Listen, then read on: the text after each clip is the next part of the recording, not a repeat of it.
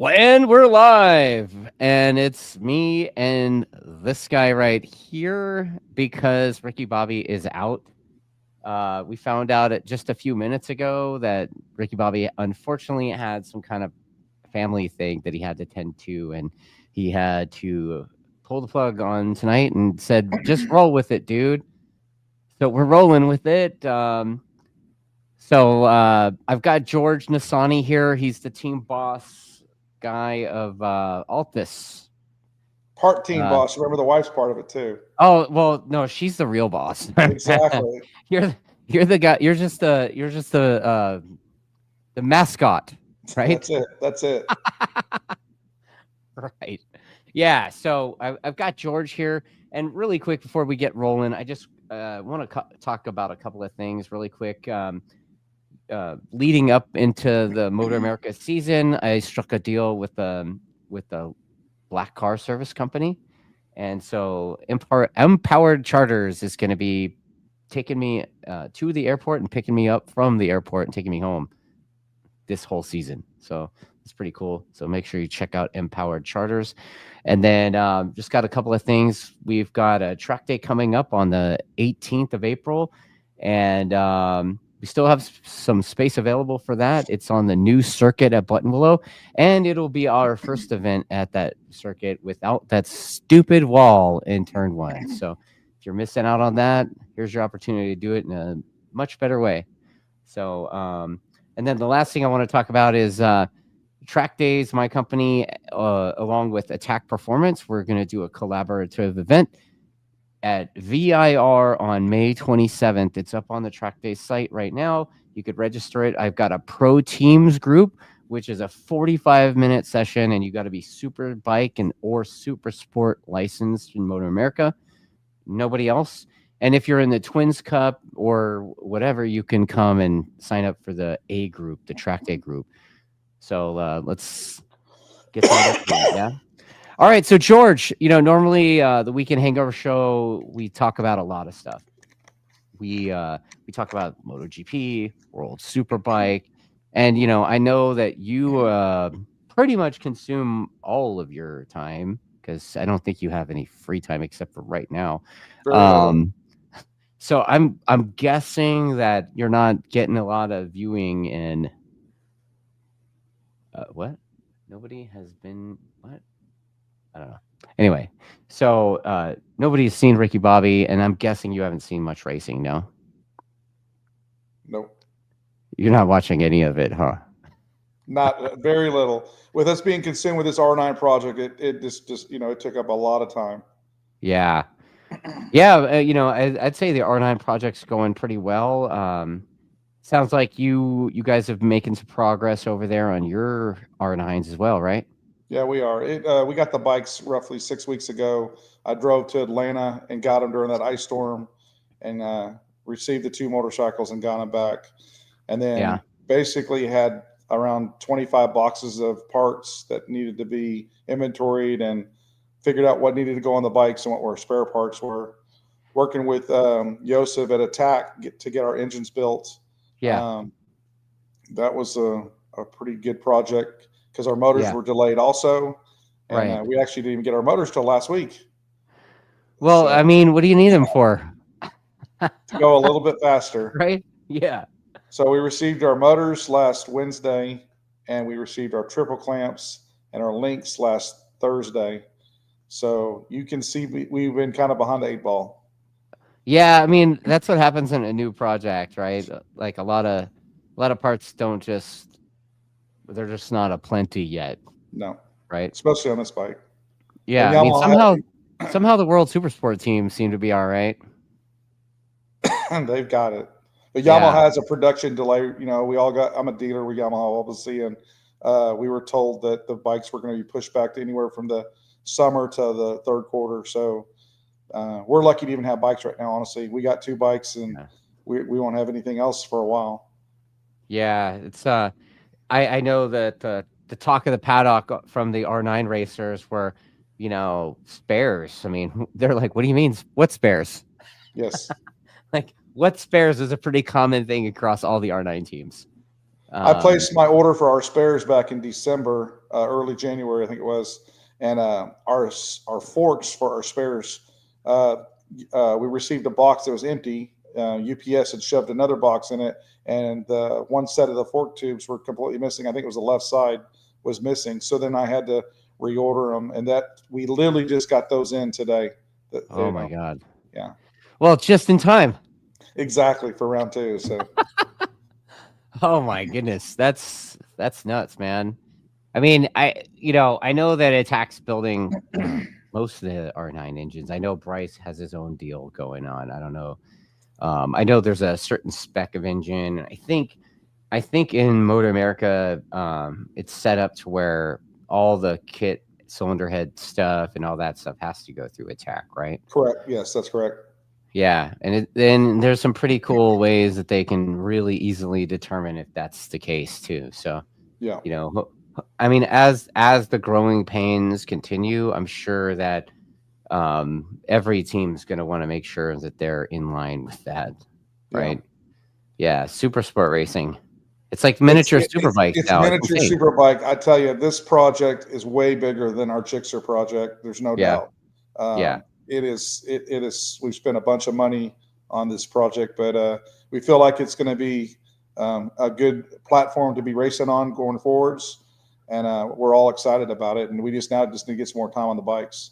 So you got Jake and Jared on those, right? Yes. And then the other two riders are Owen and Torrin, right? Yep, they're both on Gixxer 750s.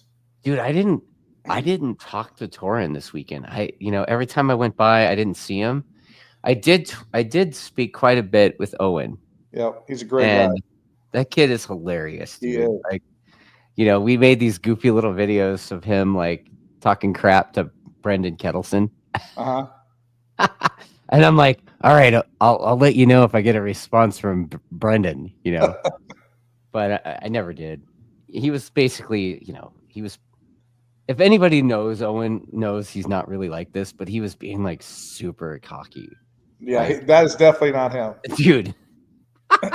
Like, he's the kid that, like I told you when I first met him, he was like staring at his feet, He's like, golly gee shucks, staring at his feet, like embarrassed to talk. And he comes up and pretended to be cocky to me even at 8, He's like 8 years old, and he comes up to me and he's like, I'm Owen Williams, and I'll see you when I'm 14.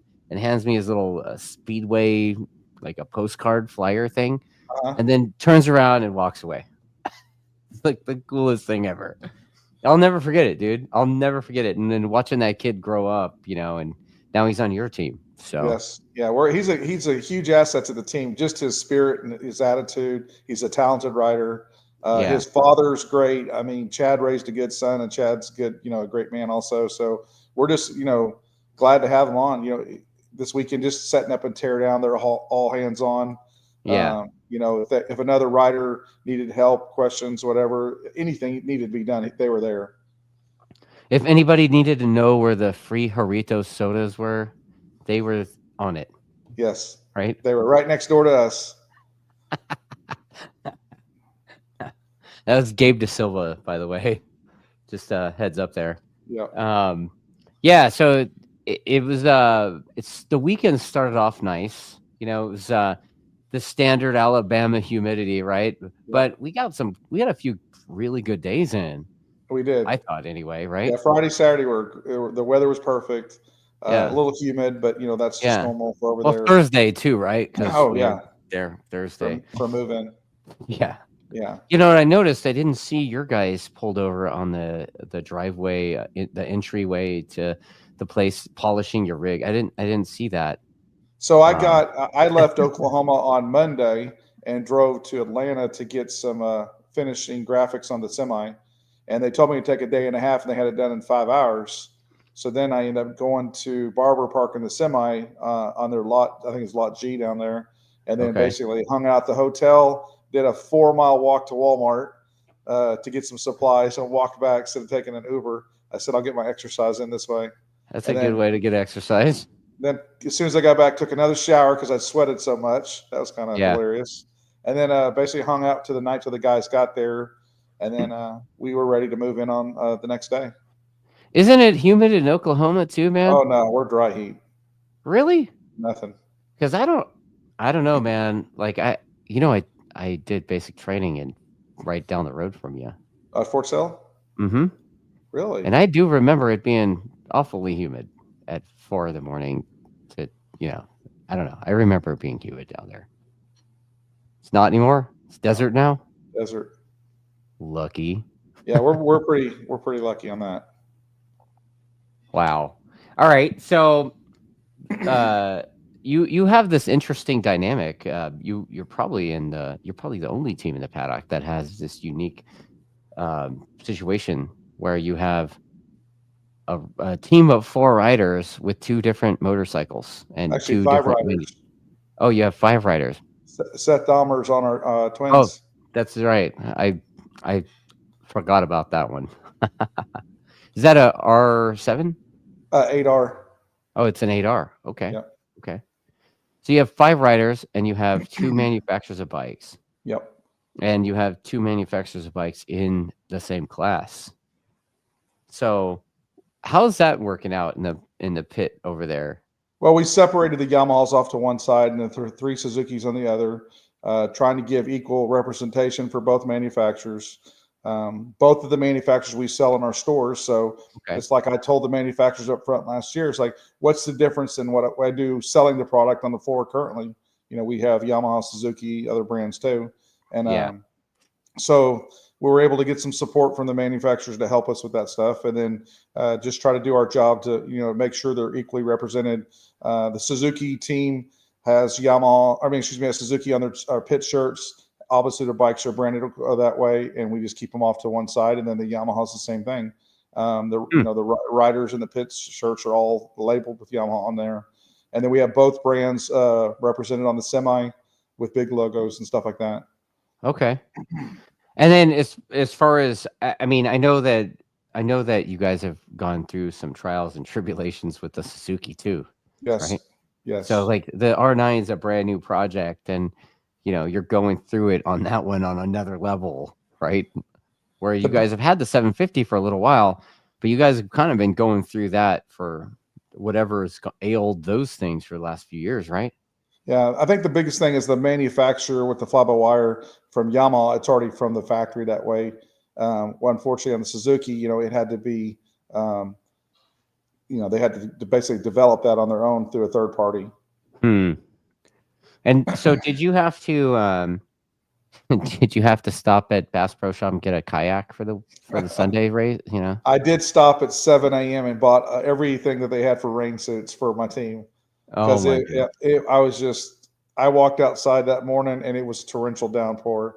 And the night before, we had finished wrapping up about 8:30 and the guys are ready to leave. I'm like, guys, if we don't get this tent down tonight, our awning's 52 foot long, 28 foot deep. Yeah. If we don't get this down tonight, it's going to be an absolute mess tomorrow. And a couple of them, didn't want to do it, but we kind of made the decision. Owen's lead assistant mechanic, Greg, is an airline pilot. And he got on his fancy radar and said, George, you need to make the call and pull it tonight. So we stayed till about 10:15 and got it pulled down, and then just basically put up 3 10x15s next to the truck. Well, thanks for the heads up for that, bro. You guys were gone. Yeah. We did something pretty interesting. The Doppler was showing that the rain was going to stop right around 6. It was about 5:30, and we're like, you know what? Yeah, Richard's like, okay, let's pack up everything except the tarp, and we'll, it's going to stop raining. So by the time we get back from dinner, this shit should be dry. You can imagine how that worked out. We got back from dinner and it was wet and dark, and we were tearing that shit down. Oh gosh, better you than me. Oh man, I had to drive home in it. We got home yesterday at 5 and brought the lift gate down, and then I had the guys basically take everything out of it today and let it dry out in the sun. Yeah, I'm sure they're doing that down in Huntington as well. Yeah, well, they're probably still driving. Did that today. I think probably. Yeah, they'll probably get in late tonight, early in the morning. Mm-hmm. Where's the rest of your face, George? Standard issue there. But yeah, that was quite the adventure of a weekend. You know, I see it in the comments there. You have some pretty colorful characters in your pit, dude. We do. Not just the writers. I mean, Jake Lewis, that's a cartoon character all in and of itself, right? Like Jake Lewis is hilarious. But and Owen's a great kid, and Torrin's a great kid too, you know. Jared, I don't know, the mustache. I don't know. I think he's gonna arrest me or something. Like, he's just kind of like quiet. That's how he's always been, right? But you know, No, Boyd's a character. Boyd. Boyd. Yeah. You know, we got McWilliams on our team this year, which is Yeah, awesome. tell me a little bit about McWilliams on the team. Honestly, I didn't know him except just watching him race in the past few years. And then he reached out to me over the winter and through WhatsApp, and we started talking.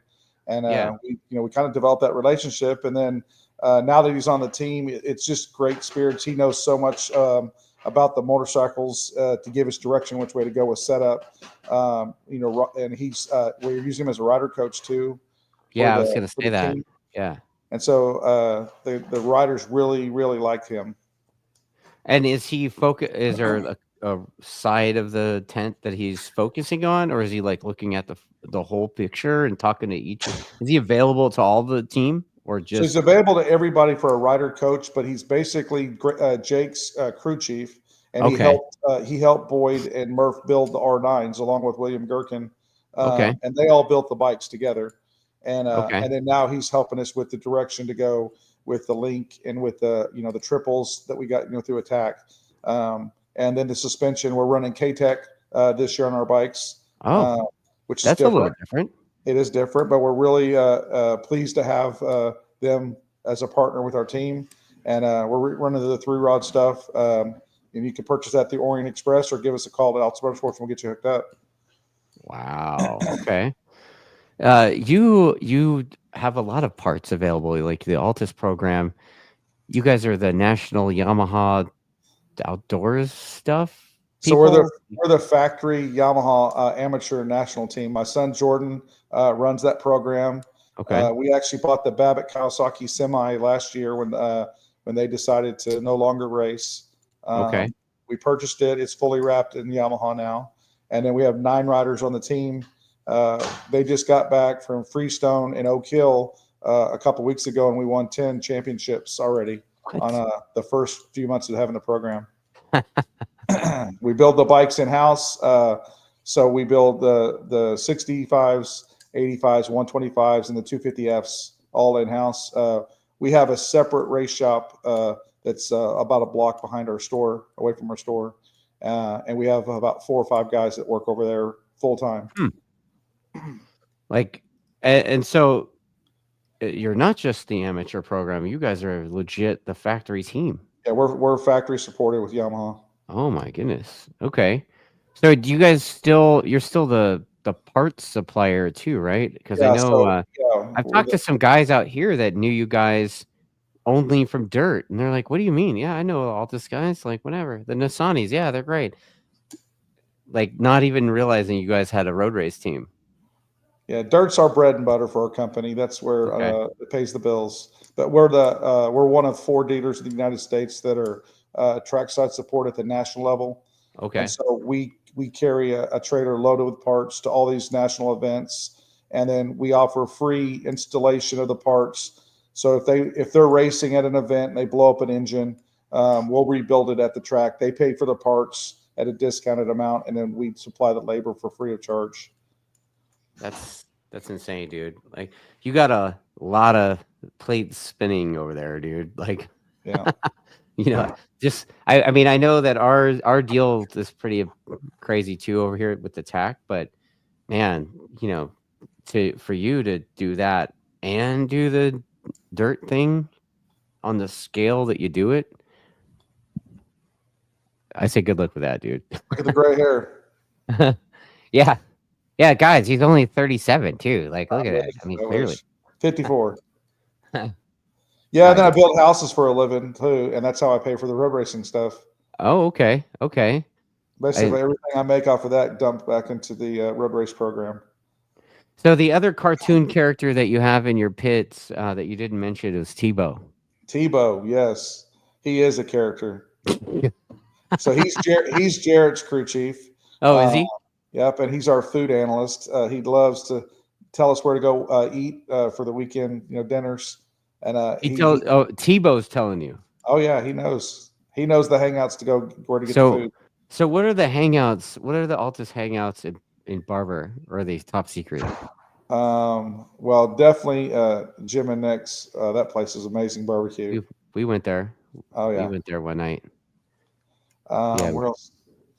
Unfortunately, 2 of the nights, because we were trying to do catch up, we stayed late, and it was Little Caesars.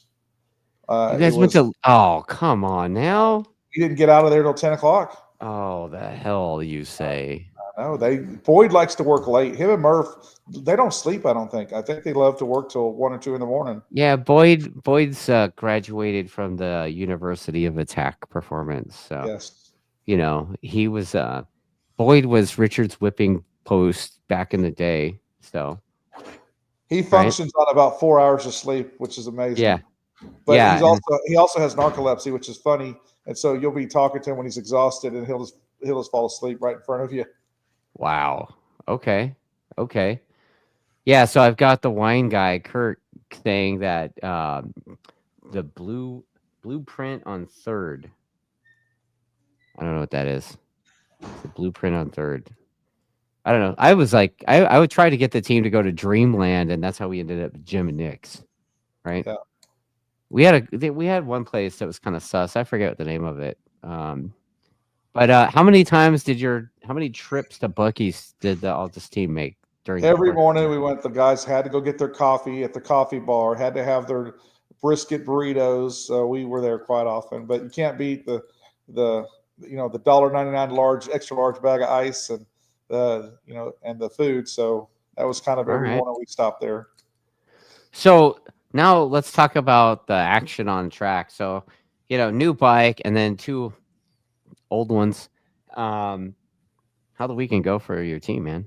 I felt it went pretty good. Start with the twins, program. Seth had a pretty good race on Saturday. Unfortunately, he did drop it. And then we got the bike put. His dad and his crew chief got put back together. Sunday they started decent in the rain, and then I believe towards the last lap he crashed the bike, unfortunately, in a large puddle, and so he had 2 DNFs. But overall, his morale was still really high, and knows he can run up in the top 10 for sure, and just anxious to get to the next round.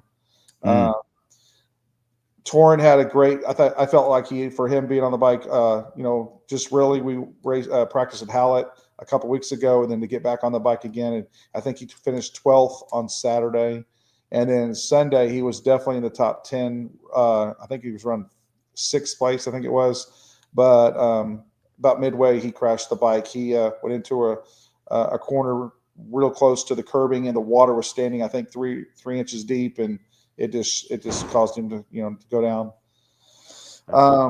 Yeah, I was better them than me, dude. I was looking at that and going, nope. Owen on the other Gixxer, both days, had good results. I think he was extremely happy with the results and how everything went. It was the first year that he was underneath the tent with us. He was able to get support with our data engineer Murph, and Tebow helped him out. And then we have with McWilliams being there and helping rider coaching. So when I talked to him, he was extremely happy with how the weekend went. To be in the top 15, because that class is so deep. It's so deep. Yeah, top 15 in that class is it's no joke. Yeah, man. I'm just thinking of the people in front of him, and they're like hitters. Yeah. Well, you got 6 or 6. I think you got 7 Superbike guys in the right off the bat that are in the class. So I'm in the comments. I've got Eli Block. Yes. And he's letting us know that he goes to Chick-fil-A 3 out of the 4 nights of the weekend at Barber. You should hang out with the Strack team. I think Strack basically has that's every day. That's a Chick-fil-A eating team over there. The Strack Yamaha dude. For me personally, Chick-fil-A is average. I just don't think it's that great. See, I think that about In-N-Out too out here. I'm weird. I don't know. I'd rather have a Whataburger. Yes, Cody Krager. These are Bobby Fong's. That's his old ADR suit behind me, and it came with free scuff marks and everything because he just took it out of their rig, and I don't know what the hell he was going to do with it. He's here. You want this? And I was like, sure. So that's how I got Bob's suit there. So let me take a look at the comments, see what else is going on here. A lot of people are saying they agree with you on the Chick-fil-A. I kind of agree too. I'm like, dude, I'm gonna be real with you. Every time I've eaten Chick-fil-A, I think of my college years, and I was living off of basically Mountain Dew and those microwave spicy chicken and cheese sandwiches at Quick Trip. That's Chick-fil-A to me. I was a Taco Bell guy back in high school in my Really? early days of college, so 6 bean burritos and I could make it happen. Yeah, Taco Bell was a college thing too. Like 2 a.m. on the way back from whatever was going on, which we shouldn't be doing at that time. Yeah, should have been studying. Exactly. Right? Studying. So, Chunky Buns wants to know how stressful it was for waiting on those parts for the R9. I would say I got very limited sleepless nights. I couldn't, you're just thinking what you're missing. Yamaha for United States, Tom Howerson was the racing manager at the time. He's now retired. He was our go-to person to get these parts. Unfortunately, there was no, because of these kit parts, there's such a large list of them. And some of the parts only are used overseas, and some of the parts are used here in the United States for MotoAmerica.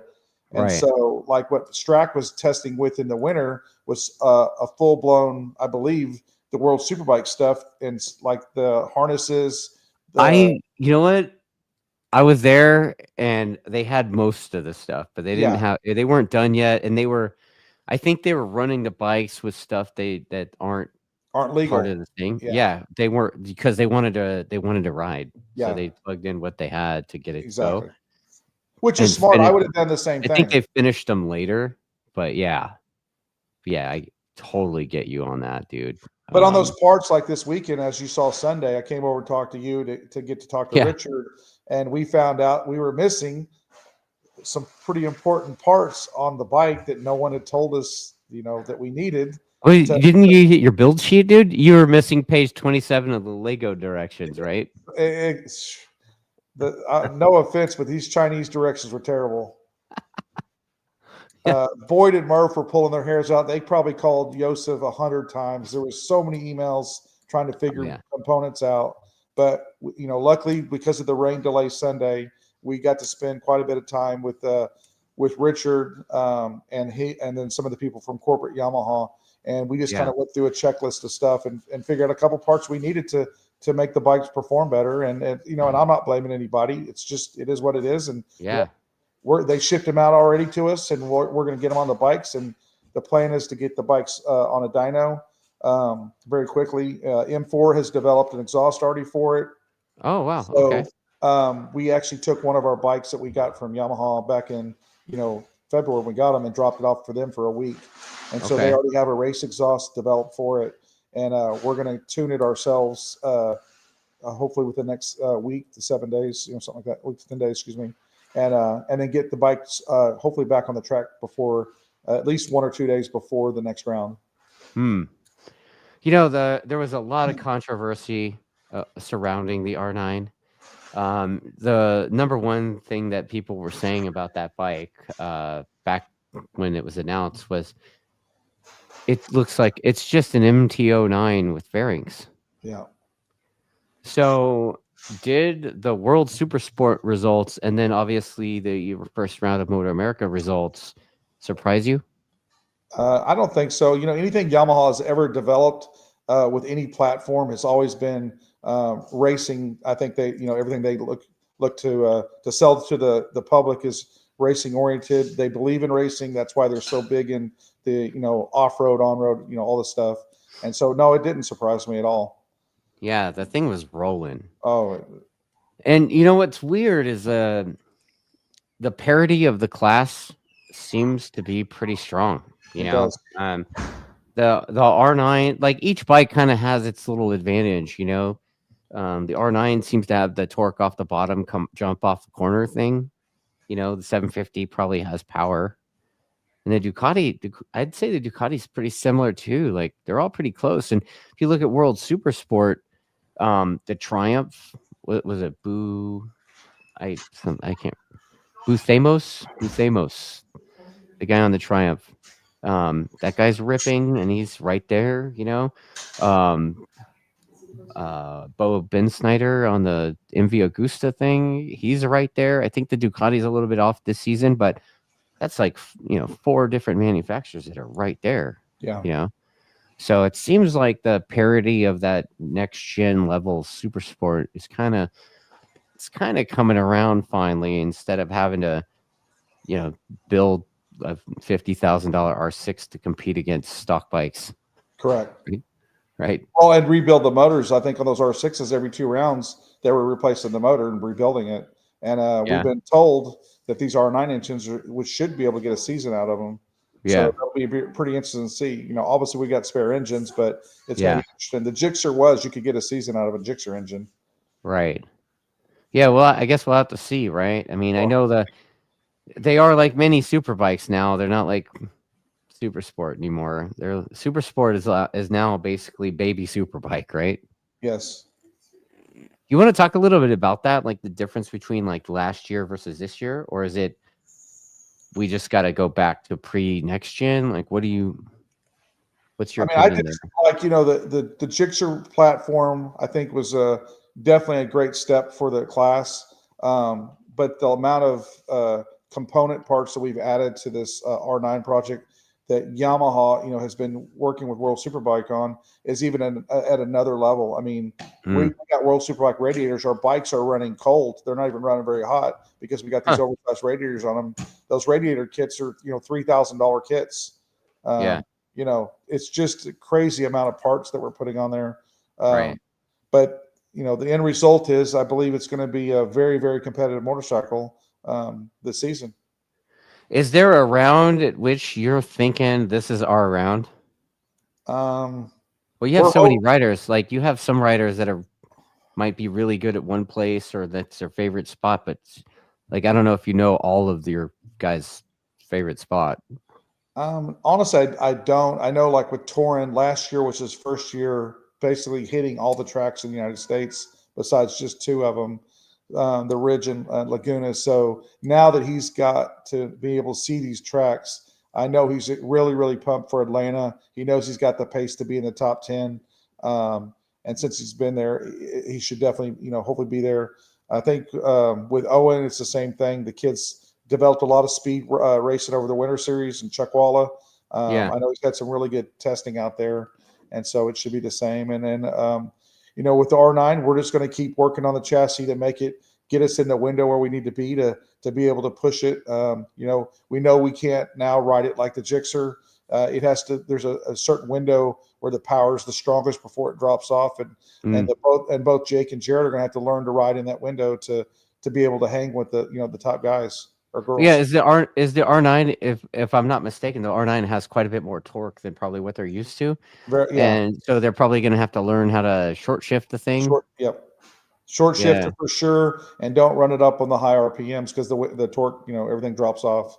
So ride it like 1,000? Probably. Right? Probably not, right? Like maybe not 1,000, but definitely can't ride it like the 600, just you rev the thing till it sounds like it's fixing to blow up and you know you're in the right gear, right? Exactly. But the R9, maybe they have to ride more off the bottom. Does that sound accurate?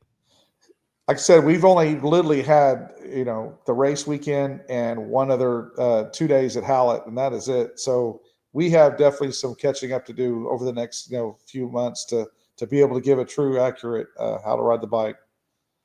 So I got another couple of comments coming in. John Righty, John is part of the BPR team, and he was like, well, he was saying about their bikes, well, they didn't look like MT-09s when he saw his bikes, you know? And then he also says he wish he could see next gen Cowie stuff.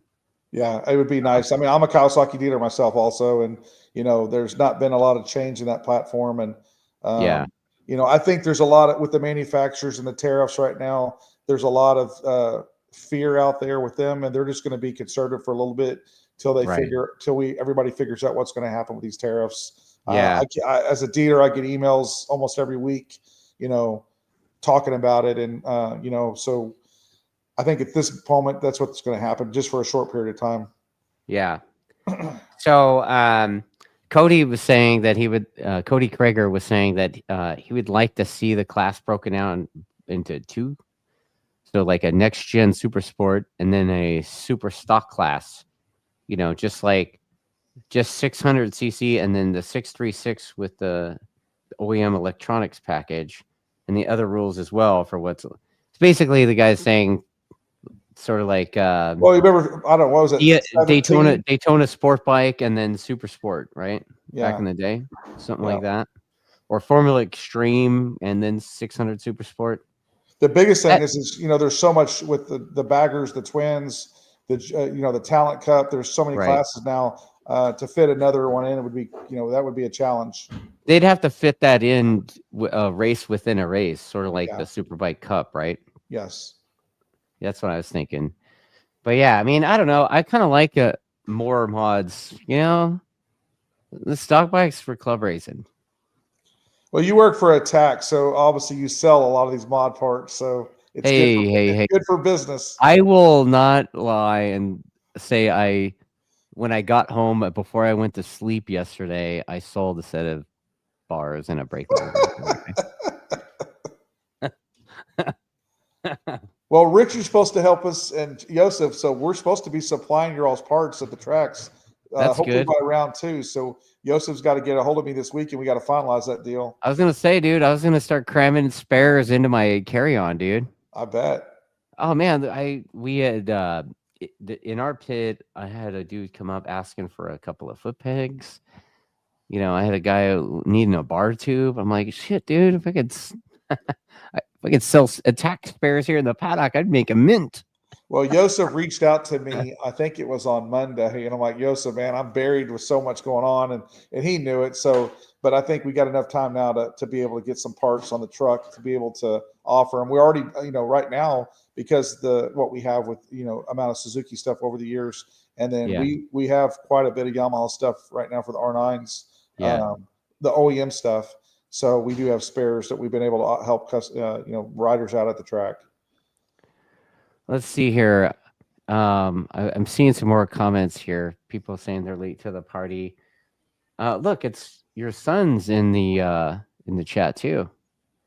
Jarrett's in the chat. Really?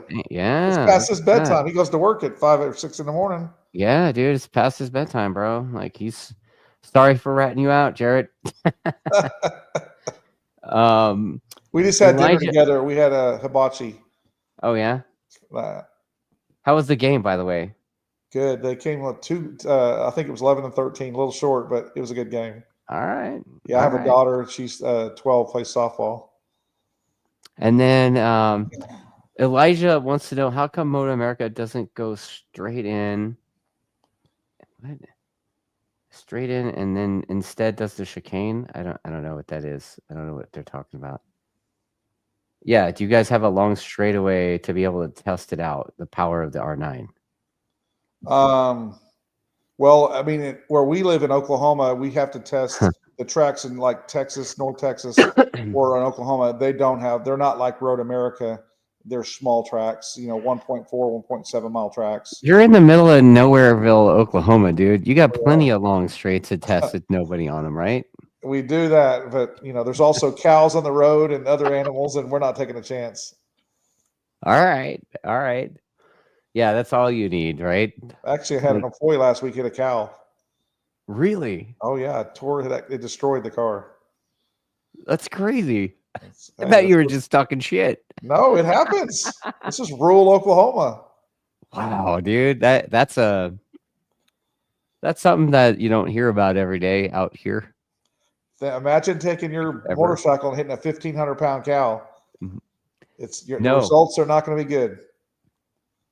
I mean, I've been in a car in NorCal when we hit a deer, and that was pretty healthy. I bet a I'll cow is bet. probably bigger.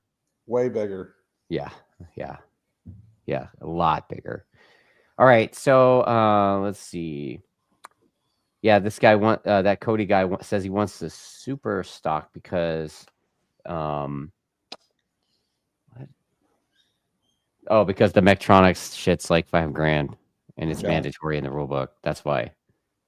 Oh, so yeah, that's right. You guys have to run the Mectronics stuff, right? Yeah, we have the solo ECU and the wiring harness on our bikes, and then you can't use like the Yamaha GYTR twist wall. You have to use the solo one. So, huh? Okay, and then let's see here. Oh yeah, Righty is saying aside from the cows, there's also the occasional state trooper. that's the truth. Yeah. So and Trevor Watson, that weird Honda guy, if you hit a cow, do you get to keep the beef? I don't know. I've never hit once. I couldn't tell you that. So you're not into road stakes? As I was coming home today from stakes on the road. As I was coming home from one of my job sites today, there was a dead cow on the side of the road. So, and it was all intact. So I'm assuming you can take it. You can take it. Wow. Okay. So you guys come off a weekend that you guys saw some success. I think you were telling me when you were one of the time, right before I got pranked by Heron, you were telling me that Jarrett had gone quicker on the R9 than he did last year on the Suzuki. On his qualifying one, he actually was a half a second faster with a limited amount of time, which is, I was pretty stoked for him to do that.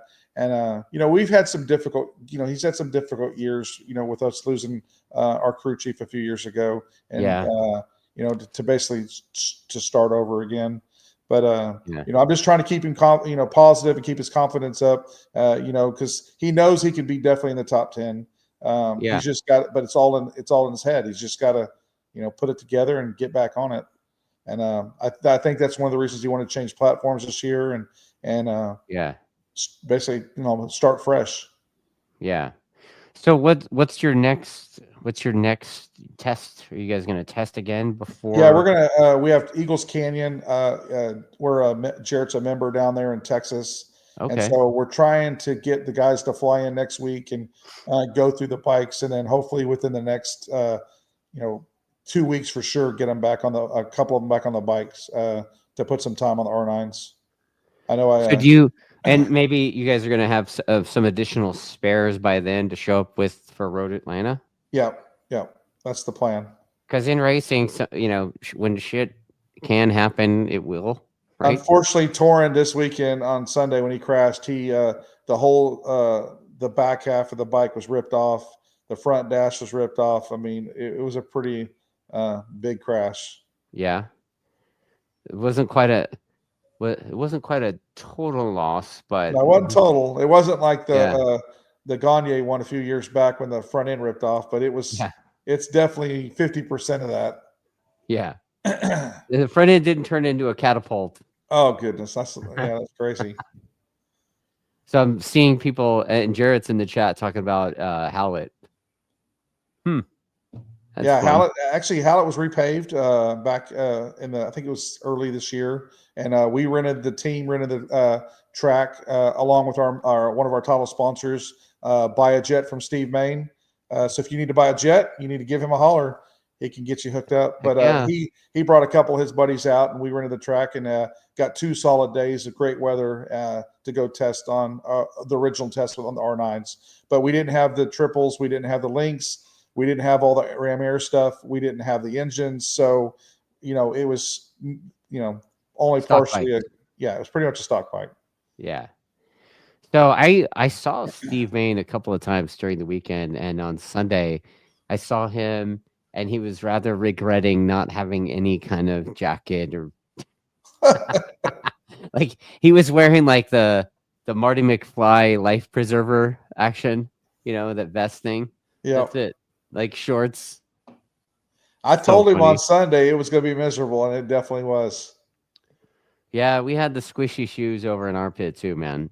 You know, Boyd and me have our own rubber boots on the truck, but they're not good to wear all day. Your feet just get they hurt pretty bad. yeah, yeah, that's pretty standard issue there for that kind of particular weekend. Oh yeah. And At first with all the lightning, we didn't think. I was like, dude. man, if they don't figure something out by 1-2 o'clock, are they going to just cancel the whole event? Because that lightning was pretty bad. In the thunder up until roughly 11 o'clock. Yeah. So it's been mentioned in the comments. So what do you think about the 50-year-old dude getting the W? I think it's awesome. I mean, a guy of my age, going out there and kicking everybody's butt, you can't, Yeah. Hey, maybe one day I can throw he my still leg has over. the fire, dude. Oh, he like does. That dude, you can see it in his eyes. Like that dude still wants to stab other dudes in the neck, dude. So like, yeah. Yeah, I saw him on Sunday at the end of the day, and I told him, dude, I said it's pretty cool to have a guy at that age, our age, to go out there and do what he can do, and so it's never too late to throw a leg over and see what you can do, and in your 20s and 30s. Yeah.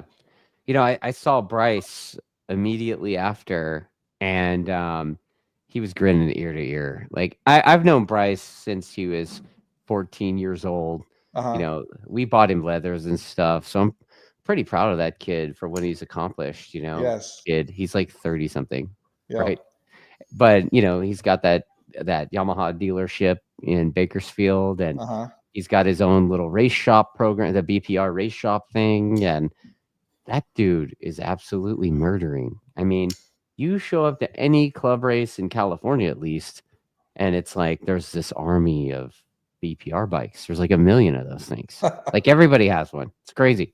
600, R1s. It used to be a bunch of 600s, but now it's like more R. Like even at the track days, I'm seeing customers at the track days rocking those things. It's crazy.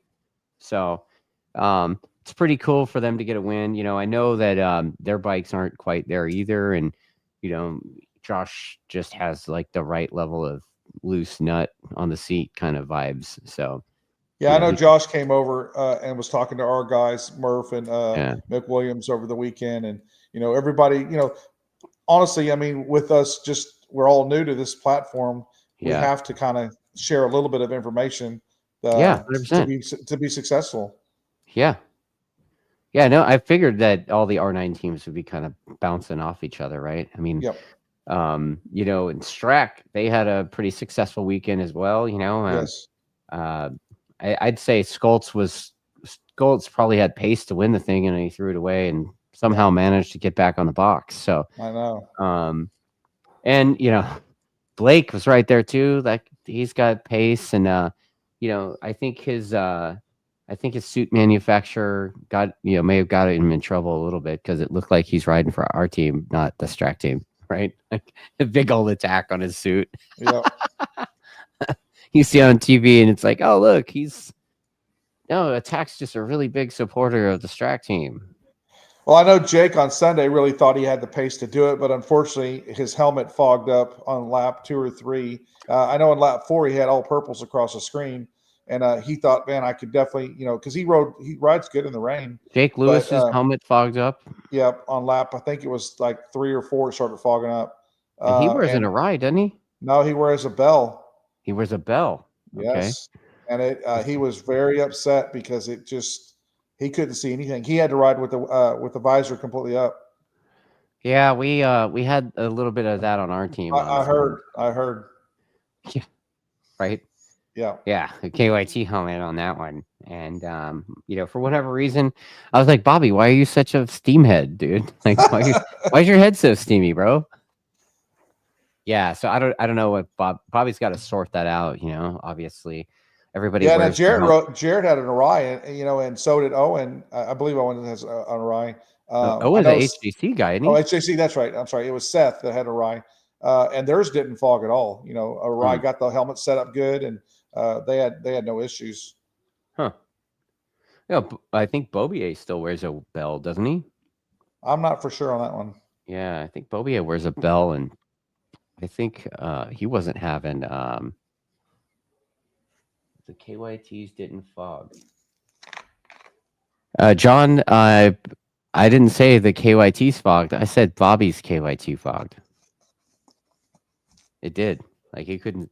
You could see it on the TV. He was like popping his visor up, so like the field, like he couldn't see. Clearly, he had pace to. He had pace to run with Jake a little bit, and he had to slow down because he couldn't see. I think it was like 5 laps to go. He absolutely couldn't see. He started going backwards. So, those were definitely some treacherous conditions, though. There was a lot of standing water on the track.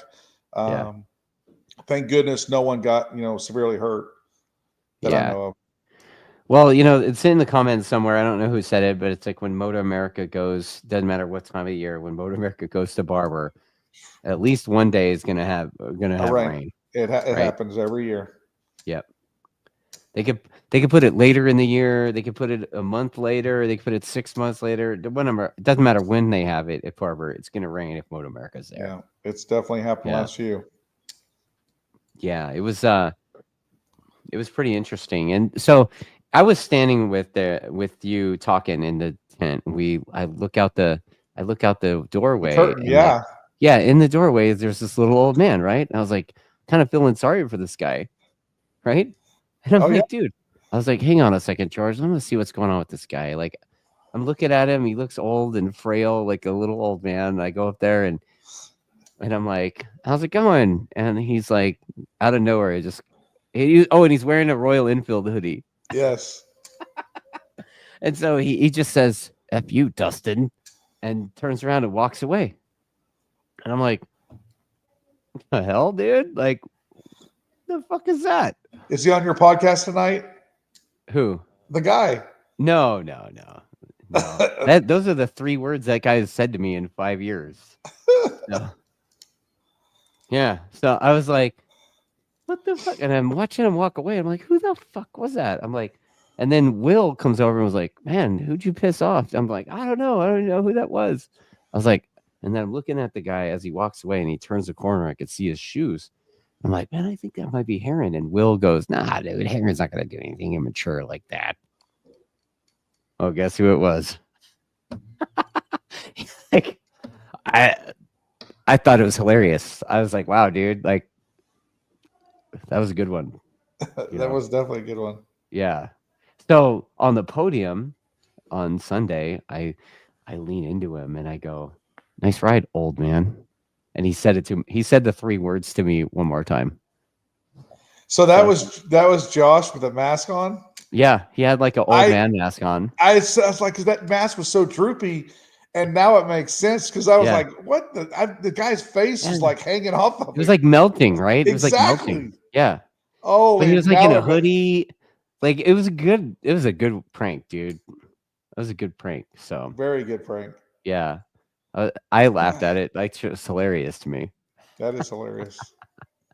Yeah, but it's typical, right? There's always going to be hair and stuff, right? Oh, like, not going to hate on it or anything. I thought that was a good prank. And in the comments there, Ontario Coast Angling, guessing that dude's that fisherman guy. What's your thoughts on having that Honda rig in the pits? I think it's awesome to have another brand representation. Honestly, I'm a Honda dealer. I sell it, the product, and that Fireblade is no joke. It's a pretty cool bike, and there's actually another team out there that had yanked the stock headlights out and all the stock parts to make it street legal and rode with stock plastic this last weekend out there. Really? Oh yeah. Who was that? 3D. Oh, no kidding. Yeah. Okay. Yeah, that bike's pretty quick for a stalker too. For a stalker, it is, and the payout's crazy. Yeah. For the contingency. So I saw the Honda trailer there, and I was like, man, that Richard even was saying, he's like, dude, that looks like Miguel. I keep looking at that thing, expecting to see Miguel step out of it. I was told that trailer's been parked in storage for 15, 20 years. Like since like 08 or something. I mean, for a long time. I know, being directly across from me, they couldn't get the lift gate down all the way, and they came over wanting to borrow their controller, but our controller is hardwired in. It's not one of the ones that just plugs in. So they had to figure that out. But just to have that back in the paddock, I think it's really the more the big rigs are there, it's great for the sport, great for the fans to be able to meet people. And, you know, they've got an awesome team with some great guys over there too. So it's pretty exciting. Yeah, I got invited to tour the inside of. They're like, you're not gonna believe what's in here. So I go in there, and it's got like the 2001 era flat screen on the wall, like the old RVs. You know, it's like 15-inch maybe. Oh, and they're like, check this out. This is the coolest thing ever. It's got a DVD and VHS combo in there. And I'm like, and they're like, but wait, there's more. And, you know, it's like I'm in there with those guys, you know, JD and Hayden Gillum. And Hayden reaches in there, pulls a box out, and like, you know, blows it off. And there's like there's a copy, the VHS copy of Blazing Saddles in there. Oh my gosh. And then an unopened copy of American Pie for DVD. JD's like, I'm taking that home. I'm gonna sell that on some eBay classics. And make a mint. Exactly. Right? Yeah, so it was pretty cool seeing that thing. And you know, our guy Darren Marshall, you know, the other computer genius guy, data guy, our systems analyst. He went in there and he had some Miguel Duhamel era flashbacks because I guess he was on that team back in the day. And he's like, oh my God, it's like a time capsule in there. So it's pretty neat. Pretty neat. I thought it was cool to see Hayden out there too, setting everything up, because I think it pretty much is his team, I believe, you know. And I thought that with him and Mark, and I thought it was really awesome to see Hayden put this program together for him and JD.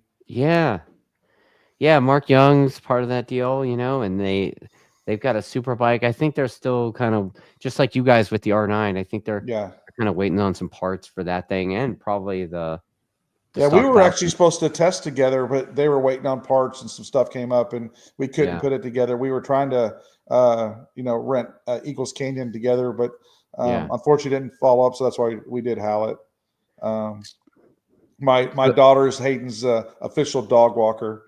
Oh, yeah. For every round she's like Hayden's wife hollers at Melissa, my daughter, and she takes the dog all around the paddock and takes care of her for him and her, you know, it's pretty cool. That's awesome.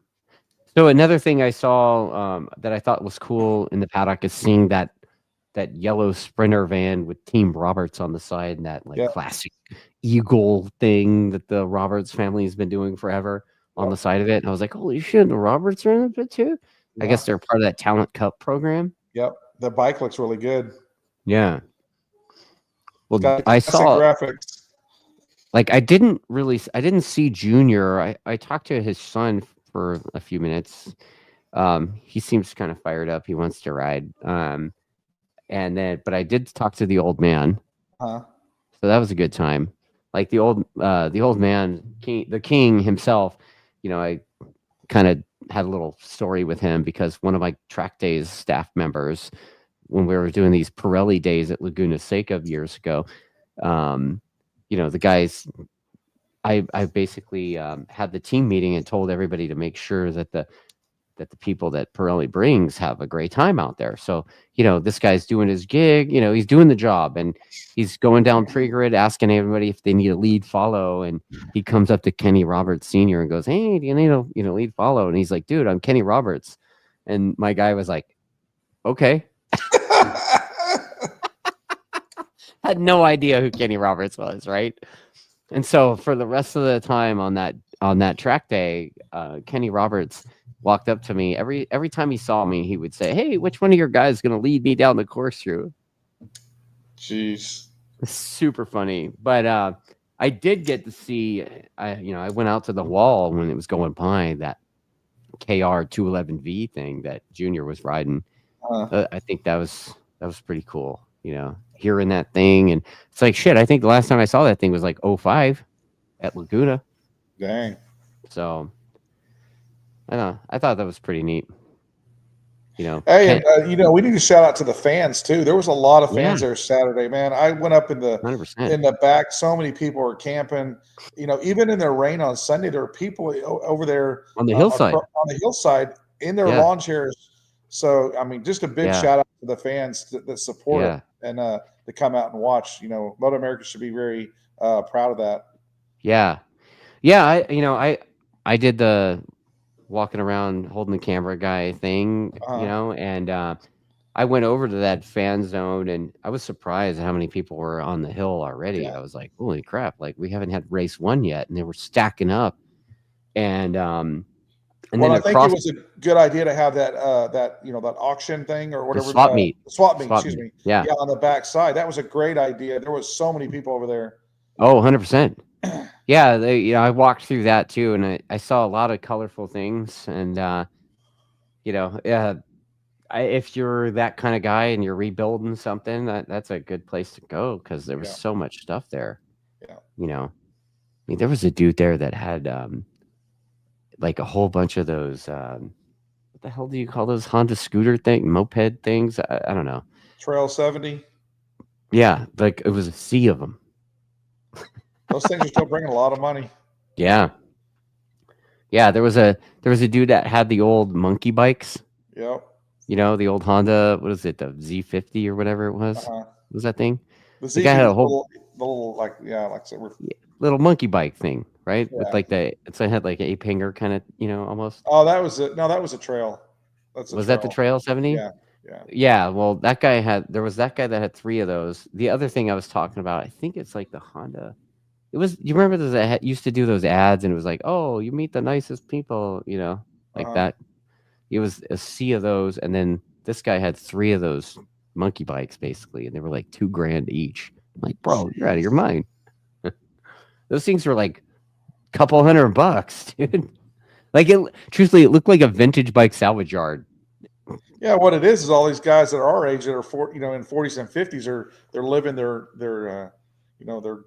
middle, their early age dreams and buying that stuff. I was a big 3-wheeler rider back in the day. I had an 85 250R 3-wheeler. Those things are bringing $10,000-$15,000 now, and back then they were $2,500. Yeah, that's crazy. So I thought that was pretty cool. They had that tram thing going, and that was pretty cool. Barber is they keep the parking on lockdown though, like no shenanigans. Like I had to come in and drop the guys off because we had all this extra water and that kind of stuff from the night before. And so I'm coming to drop the guys off, and the gate people are like, oh, you're just dropping off? Cool. Give me your pass then. So to have to make sure that you come out to get the pass. Yeah. Get the pass back. So some of those tracks are, I didn't think this weekend was bad, but some tracks are really, really stringent about it. Yeah. Yeah, Road Atlanta is really stringent on the scooter passes and stuff. So, yeah, we got to handle that situation. But, yeah. Well, you know what, George, thanks for your time, buddy. I guess I'll see you at Road Atlanta, and hopefully your test goes really well, and you don't have to make any fancy parts from the race department from Home Depot. Well, I appreciate you. No dryer ducting. Exactly. I appreciate you having me on, and we'll definitely talk soon, and see you at Atlanta in a couple of weeks. Yeah. So I again hope Ricky-Bobby's everything's good with him. I know he had to bail from the show last minute. The next thing after we have a track day on the 18th. Our next track days event is the 17th and 18th weekend at Podium Club. Cool. So that one, we're going to do another track day there, and we're bringing those social media dudes back for more action. And I've got a really fun surprise for them. I've got Ken Hill agreed to come help me work with these guys and try to make them better riders. So awesome. That should be kind of fun seeing these social media. I mean, you saw that video of that guy screaming and hollering at the 2-up ride, right? Oh, yeah. So I'm sure we'll have some more of that action, but the goal ultimately is to get some of these guys racing. So I think we've already got a couple of them licensed to race, and they're going to race pretty soon. But ultimately, I'd like to get a bunch more of those guys to go racing and see how it goes. So wish you the best of luck, George, and I'll see you at Road Atlanta, buddy. Any sponsors you'd like to thank besides Steve Main? Thanks Yamaha, thanks Suzuki, GB Racing, Barnett Clutches, Hot Bodies Racing. They actually have bodywork for the R9. We're test fitting it this week, and as long as it all fits, they'll be ready to start selling it to the public. ProBolt. How about a sponsor? How about a sponsor that you and I share? Attack Racing, Firepower, WPS, Vortex EK, Speed Cell batteries. If I'm missing somebody, I apologize. It's almost 10 o'clock. It's past my bedtime. The dude's the truck driver, team owner, team manager guy, making everything happen guy. So my wife keeps me in line, and so I want to. Well, if you missed any, I'm sure she'll slap you around a little bit for it. She will. She'll come in here and say, "Why the hell did you say this?" Right on, man. Well, George, good talking to you, and I'll see you at Road Atlanta, buddy. Okay, buddy. Night, everybody. Right. See ya. Thanks.